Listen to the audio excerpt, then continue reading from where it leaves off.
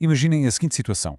Uma homenagem sentida a um artista que todos adoramos com fotografias nunca antes vistas transforma-se de repente numa autêntica batalha legal.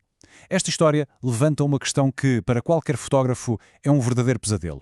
Afinal, onde é que acaba a homenagem e começa a possibilidade de um processo em tribunal? Pois é, a linha que separa a expressão artística de um problema legal pode ser incrivelmente fina. Hoje vamos olhar para um caso real, aqui em Portugal, que nos vai ajudar a perceber exatamente onde é que essa linha se traça. E antes de mergulharmos nesta história, uma nota importante. Os conteúdos para esta análise foram preparados e validados pelo Mário Pereira. A nossa história começa em 2020, com a publicação de um livro muito especial. Um livro que prometia revelar fotografias inéditas de uma das maiores figuras da nossa música, o António Variações. O que era para ser uma celebração acabou por se tornar o epicentro de uma enorme polémica. Estas fotografias não surgiram do nada. Elas nasceram de uma colaboração muito próxima, um projeto artístico entre Variações e uma amiga fotógrafa, lá no início dos anos 80. Ficaram guardadas longe dos olhos do público durante mais de 35 anos. Quando finalmente viram a luz do dia em 2020, a intenção era boa, mas a reação foi explosiva e o caso acabou mesmo em tribunal. E é aqui que tudo se complica. De um lado, tínhamos a família a sentir que a memória do artista estava a ser desrespeitada e explorada para fins comerciais. Do outro, a fotógrafa, que via a publicação do livro como o culminar de um projeto artístico e uma homenagem mais do que justa. Duas visões completamente opostas. Com posições tão extremadas, o confronto em tribunal era quase inevitável.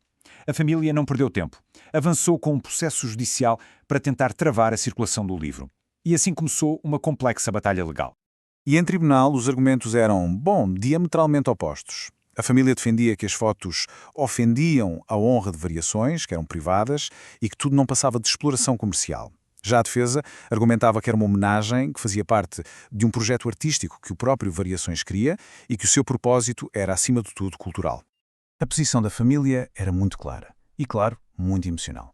Para eles, a publicação daquele livro era uma violação profunda do legado e da imagem mais íntima que guardavam de António Variações. Só que a defesa tinha um trunfo na manga. Apresentou um contra-argumento que se revelou bastante poderoso. Em 2009, os próprios herdeiros tinham leiloado fotografias pessoais do artista, algumas delas até semelhantes às do livro, e arrecadaram cerca de 35 mil euros. Este facto, como podem imaginar, pesou bastante no processo.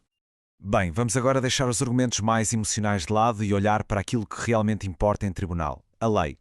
O tribunal teve de analisar um artigo muito específico do nosso Código Civil para tomar uma decisão.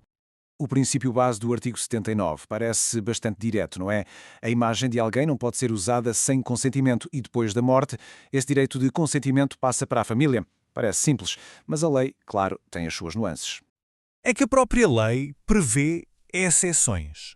O consentimento pode não ser necessário se a pessoa for alguém com notoriedade pública ou se a publicação servir um propósito cultural relevante.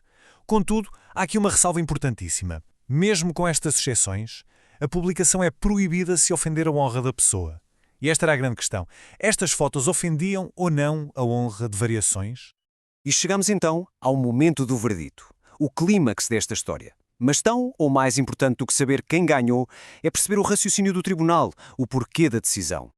O tribunal não decidiu de ânimo leve. A decisão assentou em 5 pilares muito claros. Primeiro, a coerência. As fotos estavam em linha com a imagem pública de Variações, um artista de vanguarda. Segundo, o consentimento original do próprio artista para o projeto. Terceiro, o contexto social, que mudou muito desde os anos 80. Quarto, os limites. As fotos não eram pornográficas. E, por fim, o propósito, que foi considerado mais cultural do que comercial.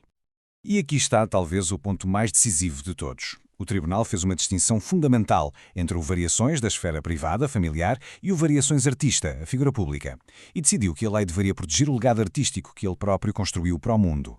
O resultado final? Uma vitória clara para a fotógrafa e para a editora. A primeira instância deu-lhes razão. A família recorreu, mas o Tribunal da Relação confirmou a decisão ponto por ponto. O caso estava, assim, encerrado. Muito bem, um caso fascinante sem dúvida. Mas agora a parte que realmente nos interessa. O que é que podemos aprender com tudo isto? Que lições práticas é que quem trabalha com imagem pode tirar desta longa batalha legal? Podemos resumir tudo em 4 lições-chave. Primeira, o contexto é rei. A persona pública da pessoa fotografada e a intenção artística são absolutamente cruciais.